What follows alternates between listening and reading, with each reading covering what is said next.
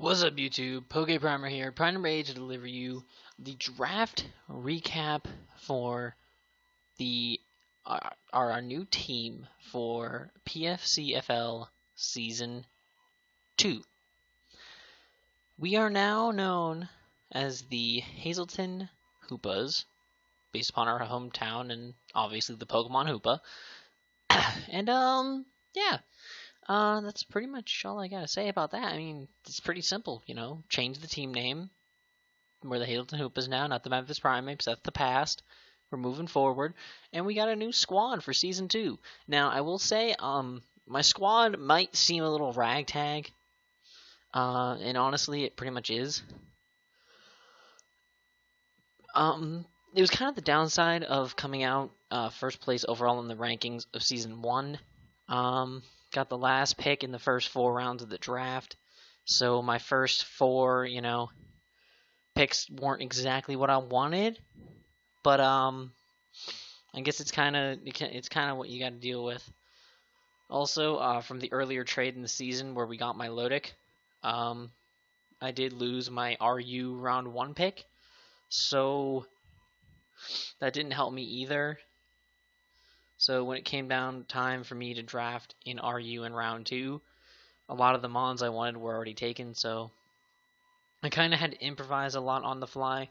But you will see our team does cover all of the typings, so that is definitely something pretty amazing to note. I'm really, really excited about that, actually. That makes me really happy because for me, I don't know, for me it's like, I don't know how to describe it, to be honest. I don't know how to describe it, to be honest. It's kind of like, I don't know. I'm babbling a lot, so I'm just going to shut up and get into it. But I did have to improvise a lot, you'll see, but I did get a lot of the mons I did want as well. We're able to cover every single typing in the game throughout our team, so that's really, really interesting and really exciting at the same time. So you'll see some crazy stuff this season. You'll see some crazy things going down. So without further ado, we're going to get into this recap real quick. As you'll see, I'm also doing it differently than I did last time. Last time I just kind of read off my team and just kind of went with that. But this time I'm going to show you each mon on a showdown. I'm not going to reveal any sets or anything or any crazy things I might be doing with them too much. I'm just kind of going to use this to show off, their stats and kind of explain some of the niches that I'll be having them fill in the coming weeks. The first mon we were able to scoop up in OU round 1 was Mega Lopunny. This was the Mega I wanted more than anything in the draft. Hold on. What? Why? I'm busy. You don't need to get in there. You can sit in the living room. Hold on, guys. What? Why are you doing this now? Because I need. I wanted to go to the gym by like 6:30. That's bullshit. I told you I wanted time to sit down and plenty of time. digest my food.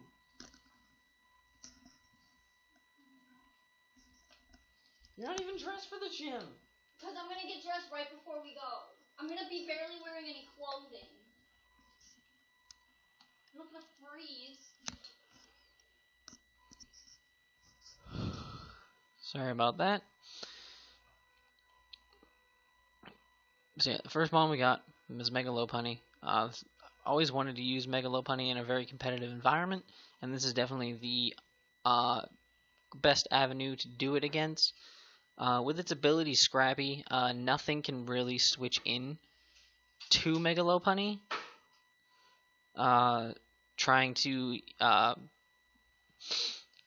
eat the hit or be immune to the hit. Nothing's immune to his hits, basically, so we can easily just fire off.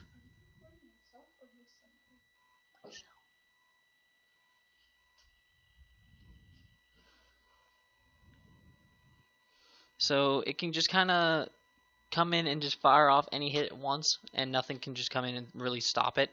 its attack stats, as you can see, its attack and speed are so ridiculously high. Not much can really stop it, barring something that like heavily resists its stab moves, which is really, which even then, doing a few calculations, especially ahead to my first week match, even Mons and the team that resisted it were still taking about half from like a high jump kick or something. So Mega Lopunny is absolutely savage. It's gonna tear through teams very easily, and it's very easy to speed creep with as well because of how fast it is. I can easily, drop some EVs out of speed and throw them into its defenses, which aren't that terrible either. So it can eat, a couple extra hits as well if it has to. The next mon we're going to be rocking with is Gardevoir. I've been really wanting to use regular Gardevoir, especially since like nobody does anymore because of Mega Gardevoir. A lot of people kind of sleep. A lot of people just kind of dive right for the Mega without really thinking about the potential that the original Gardevoir has. But it has a lot of potential. The base 80 speed, it's not the fastest, but it's still decent. It can outspeed some things. With that 115 special defense is what piques my interest the most. See what I can do with that. That's going to be really effective. I probably should put all of their stats around that. Nah, I shouldn't. I'm not going to do that now. Never mind. But base 125 special attack stat as well. It's going to hit really hard, and with a decently diverse move pool, access to hidden power, obviously, and plus being a fairy type, it makes it a lot more viable in the long run. And overall, is just a really good mon, and I feel like I can do a lot of crazy things with it this season. So that's Gardevoir. My last OU pick, which I was really scared about.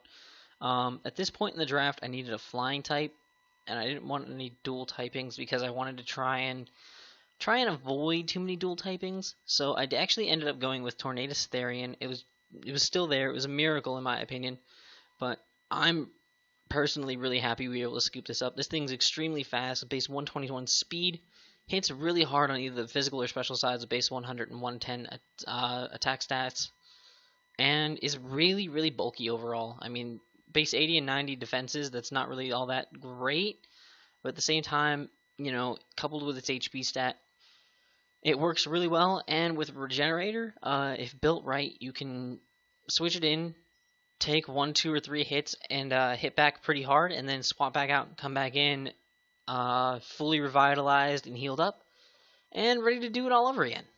So that's pretty much the goal with Tornadus Therian. I'm really happy to have been able to scoop up a mon like this. I'm actually kind of hyped to use it.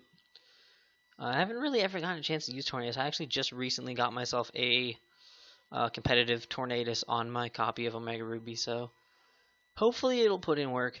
The next mon we scooped up.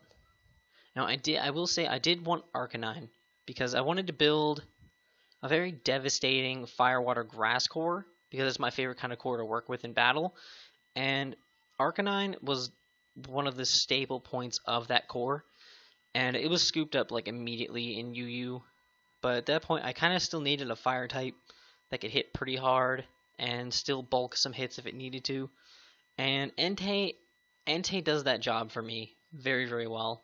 It's got insanely high HP, so not many things are going to burn through it in one shot very easily. It's got overall decent defenses, and with a base 100 speed and base 115 special attack or physical attack, it can hit really hard. Especially with the event Entei with extreme speed as well. I recently acquired myself one of those. I have access to that now anytime in the season. If there's a mon that I know I can take out if I have that extra priority, I definitely will run it if it comes down to that. So Entei will do his best to fill the slot on the team that Arcanine would have filled. In UU Round 2, I picked first, and I was able to scoop up Hydreigon, which is absolutely insane because Hydreigon is one of those monstrous threats that can really dominate in a format like this. You can pretty much do whatever you want with it. With a minimum stat of base 90 in anything, it's able to be built bulky enough to eat a lot of hits. I've seen some very bulky Hydreigons used in recent battles, and they are insane. Base 98 speed, that's really, really good, especially in this kind of format. It outspeeds a lot of clear threats, and when it comes down to it, a choice scarf can always be there to buff that speed if necessary. With base 105 and 125 attack and special attack respectively, you can also run physical, special, mixed, whatever you really want to on a Hydreigon, and it's going to be effective. I've seen, even last season, Frank used Steel Wing on his Hydreigon to handle, I believe it was Gardevoir on Martin's side or something like that. But he was very, very, very effective in the long run, and who knows, it could end up being very effective for us as well. So that is going to be our Hydreigon. Next, our last UU pick, which is the grass portion of our Firewater Grass Core, being Shaman. Now, any Mon with base 100 stats across the board, in my opinion, is phenomenal, because at that point you can do whatever you want with it. I can make it physically bulky or specially bulky. I can make it specially offensive or physically offensive. Assault vested. Any of the choice items could be used effectively on it. Basically, Shaman is going to become our jack of all trades, kind of almost in place of Mew, just minus the crazy move pool. But you can see it still has access to a decent amount of moves. It's got a okay physical move pool as well. You can run things like Seed Bomb if I really wanted to. I can run a Swords Dance set that might end up coming later this season. Overall, it has a lot of very interesting options that it provides for the team, and it fills the grass slot in the core very, very well, and I'm really, really happy we scooped that up. So those were our OU and UU picks. Now let's go down here. These were our RU and NU picks, and like I said, I didn't get to draft it all in RU round 1 due to the trade last season, and I literally watched like all the RU mons I wanted like disappear. Like, I wanted Rhyperior, that was gone. I wanted Gastrodon, that disappeared like immediately. I wanted Drapion, that disappeared. And all of them kind of hurt a little bit, but Gastrodon was the one that hurt the most, just because I know how crazy bulky it is. I'm a huge fan of the King Nappy, as you guys all know, and I've watched him put in crazy work in the UCL this season with his Gastrodon named Cindy, and I really wanted the chance to rock that out on our team. We didn't get a chance to, so in place of Gastrodon, when it came to RU round 2, I had 2 picks to start it out, and the first one I scooped up was Seismitoad, because Seismitoad fills that water ground typing very, very nicely. And then also on top of that, Seismitoad is nothing to laugh at. It's got decent attacking stats, so you can kind of run it mixed.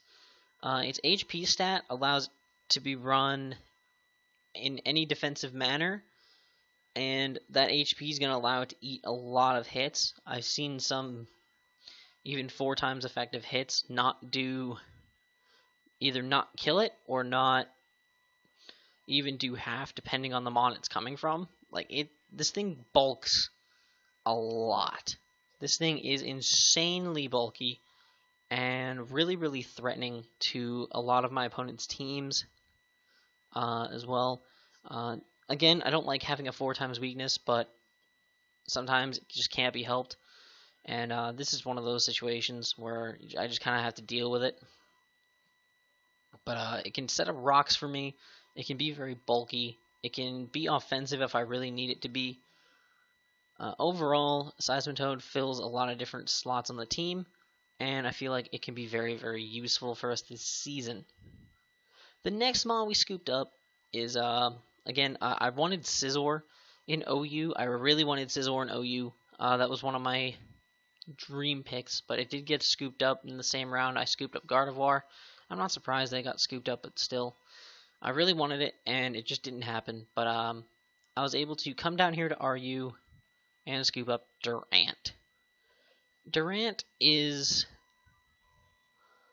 a mon that a lot of people sleep on because it's so low tier. And to be honest, I was one of those people. I'm not going to lie.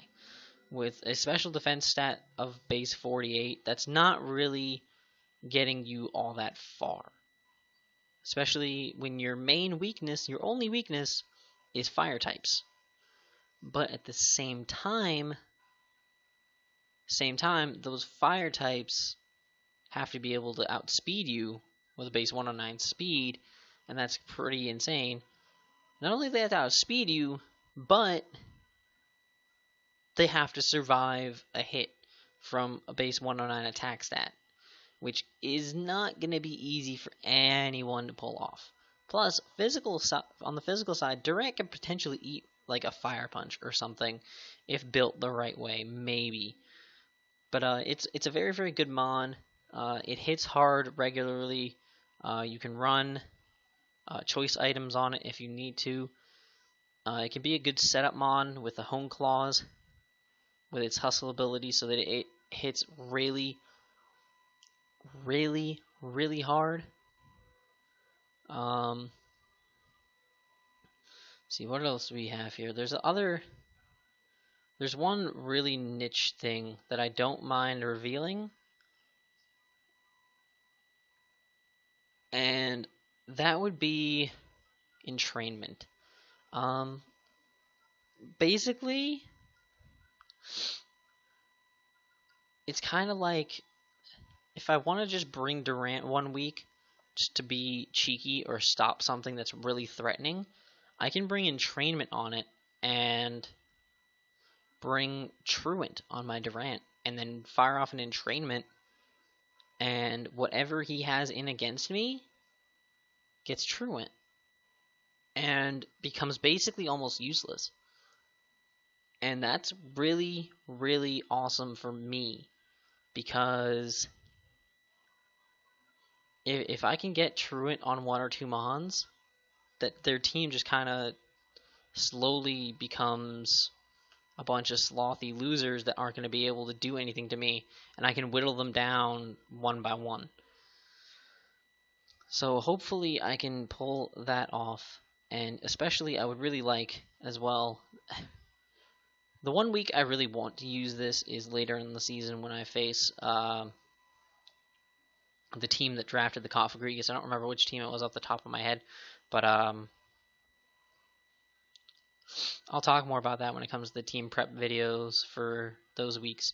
But yeah, Durant has a lot of really good options available to it, so I'm definitely going to be trying my best to make Durant work this season. The next mon we have on the squad is the only rock type that I could have as a replacement to Rhyperior, and to fill that slot on our team when I really... Alright, so once we lost Rhyperior, I was going to go ahead and try to draft Golbat in the last RU round. That was the goal. So I can have a poison and flying type. Plain up, straight up, I would have dual flying types, so that's not a big deal. I just wouldn't bring both in the same week, and then I could scoop up a rock type out of the many down in NU. I could scoop up a rock type that fits in the team really nicely, and work with that from there. Well, that didn't happen because literally the pick right before me, Golbat was scooped up. So I kind of foregone all of that, and I went ahead and scooped up Omastar. Now, it's not necessarily a bad thing, because Omastar is really, really good if used properly. It's very, very defensive, very physically defensive, which is nice, because, I mean, bulk and hits is necessary a lot in this league. You need to be able to eat. some hits here or there. It also has sweeping potential with Shell Smash, which is really, really nice. Shell Smash White Earth combo is going to be really, really nice to pull off at some point this season because it'll allow him to outspeed like an entire team and then proceed to just sweep with the 3 moves he has.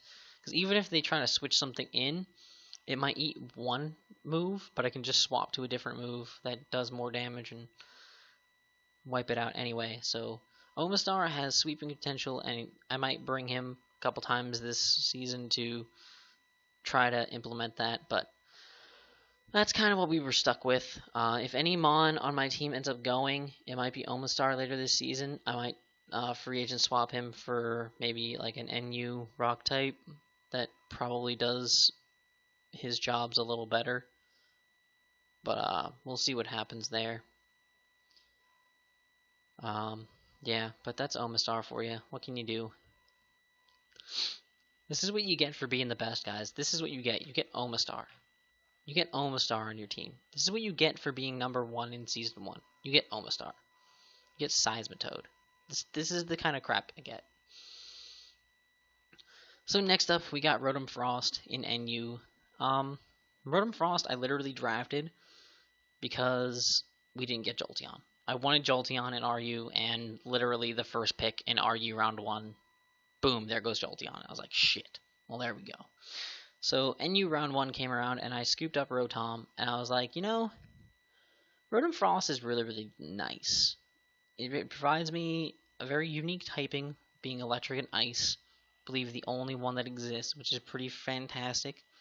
Provides me with bulk if I need it, and it is pretty fat. Even though its weaknesses are a little more than I'd like, it's still fat enough to eat some hits, which is really, really good for me, because I like, you know, bulkier mons.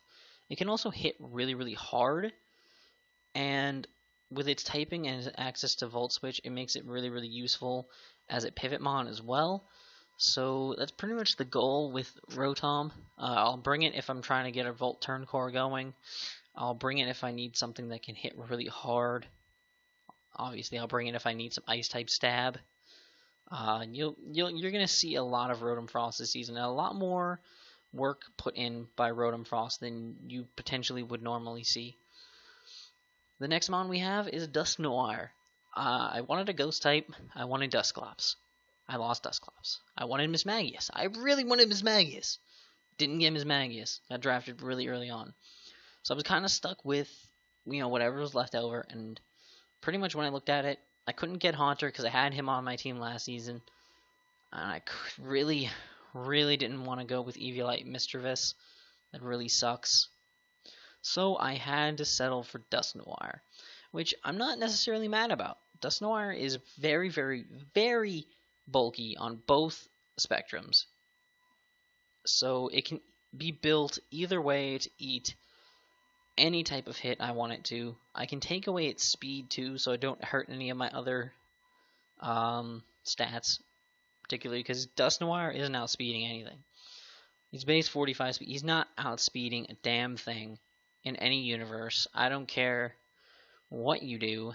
He's not outspeeding.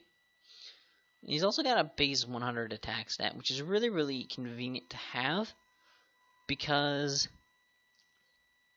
it's not very often that you see a wall that can actually hit decently hard. I mean, it's so tanky, you can actually build it adamant even, and run a fully offensive Dusknoir and just throw a little bit into its bulk, and it literally can just sit there and kill things and not die, which is really, really convenient as well. And its HP stat has a lot to be desired, but to be honest, it actually makes him a little better because he has access to Pain Split, and that can screw a lot of mons over really early on. Or even late game in the match, you know, if you're behind, Pain Split can start really fucking up a lot of his team and set you up for potential late game sweep. Stuff like that. So Dusknoir fills our ghost type role and does it, and will be doing it very well, and I'm really excited to use it. The last slot of our team was obviously reserved for a poison type. It's the only typing we don't have left. I wanted Muck so bad. I saw Weezing go, so I was like, alright, I feel a little better. And then I saw Muck go. Not by anyone's choice. One of the guys wasn't available, and the random number generator gave them Muck. I was absolutely just floored. I was like, all the Mons to get, you got the one I needed, the one I wanted the most. So, looking through, Arbok was gone too, so that kind of gave away that potential Intimidate, bulk version that I could have gone for. So, I ended up settling for the trashiest Mon, pun intended, in the game, Garbodor. Now, Garbodor isn't the worst, because it does provide me access to spikes and toxic spikes. I don't know, it can be kind of specially offensive if it wants to be. It has rock polish? Oh, that's kind of interesting. I could maybe run a rock polish set. That's cool. I'm learning more about this mon as I see. It could be rest talk if I want it to. Does it get sleep talk? It actually doesn't get sleep talk. That's kind of really... You don't get sleep talk.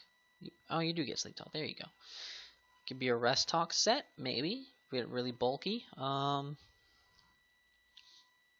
It has pain split. That's new. I didn't know that. Drain punch is useful. Acid spray. That could be interesting. Acid spray could be really interesting. Hey, Garbodor. Look at you. Base 82 defenses. Look at you, Garbodor. Not bad. I'm actually not mad. Huh. Go figure. He's actually decent. What are the odds? So, Garbodor is basically here to be a wall if he needs to be. You just saw his move set. You can his move potential, his move pool. So he could potentially be used in other ways. We'll see what happens. Yeah, I'm liking it. I'm actually kind of liking it. I don't know. We'll see what happens. So this is the awkward, but potentially useful squad that hopefully will work out for us in the long run.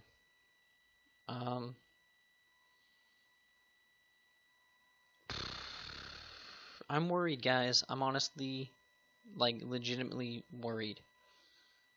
I don't honestly see us doing all that fantastic this season. Well,